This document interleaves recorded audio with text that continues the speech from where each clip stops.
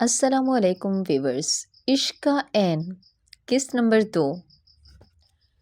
رات کے سائے وادی پر گہرے ہوتے جا رہے تھے۔ ہوا میں عجیب سی بے چینی تھی، جیسے کوئی انہونی ہونے والی ہو۔ موسیٰ خان وادی کے لوگوں کے درمیان کھڑا تھا۔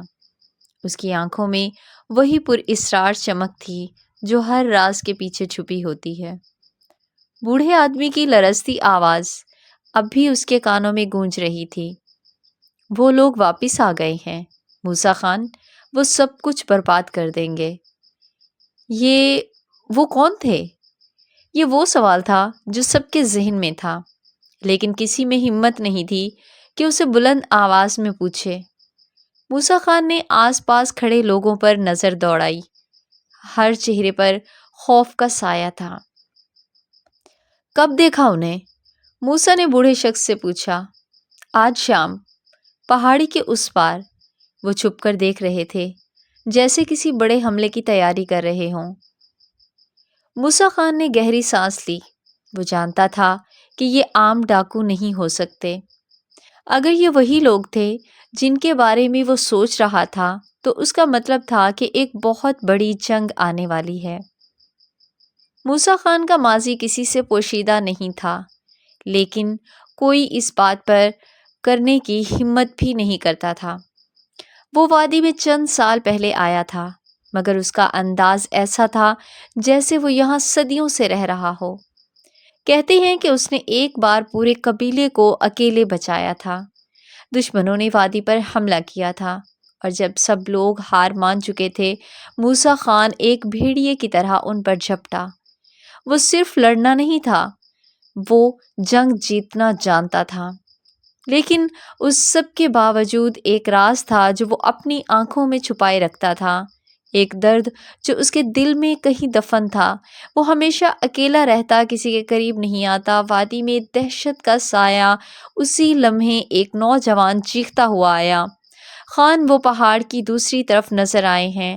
یہ سنتے ہی موسیٰ خان نے اپنی تلوار کی نیام کو مضبوطی سے تھاما۔ کتنے ہیں؟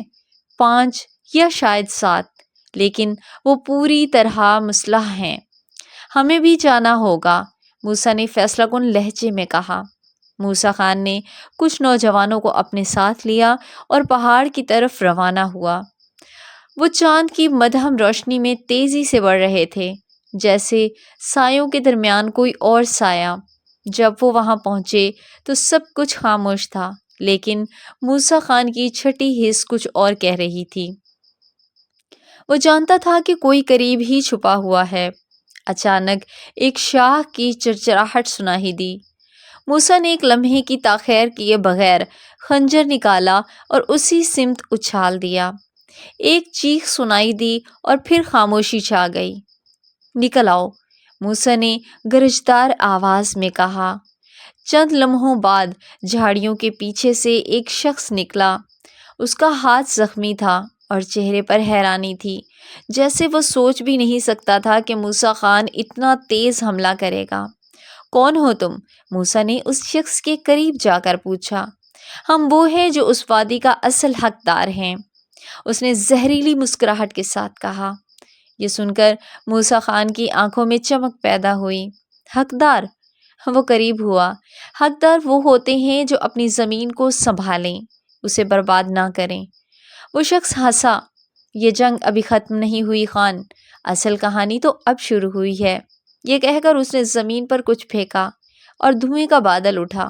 جب تک موسیٰ اور اس کے ساتھی کچھ سمجھتے، وہ شخص غائب ہو چکا تھا۔ موسیٰ خان نے نیچے جھک کر وہ چیز اٹھائی جو اس شخص نے پھینکی تھی۔ یہ ایک پرانا تعویذ تھا جس پر کسی کا نام لکھا ہوا تھا۔ موسیٰ نے اسے غور سے دیکھا اور پھر جیسے کسی گہرے خیال میں ڈوب گیا۔ یہ نام اس کے لبوں سے مدھم آواز نکلی۔ یہ تو کیا تھا اس تعویذ میں؟ کس کا نام لکھا تھا اس تعویذ میں؟ اور موسیٰ خان کے چہرے پر اچانک یہ حیرت کیوں چھا گئی؟ یہ سب جاننے کے لیے انتظار کریں قسط نمبر 3 کا۔ اگر آپ کو ہماری یہ کہانی پسند آئی اور آپ اس کی تیسری قسط سننا چاہتے ہیں تو ہمارے چینل کو سبسکرائب کریں، لائک اینڈ فالو کریں اور بیل آئیکن کے بٹن کو ضرور دبائیں تاکہ آنے والی قسط کی نوٹیفیکیشن آپ کو مل سکے۔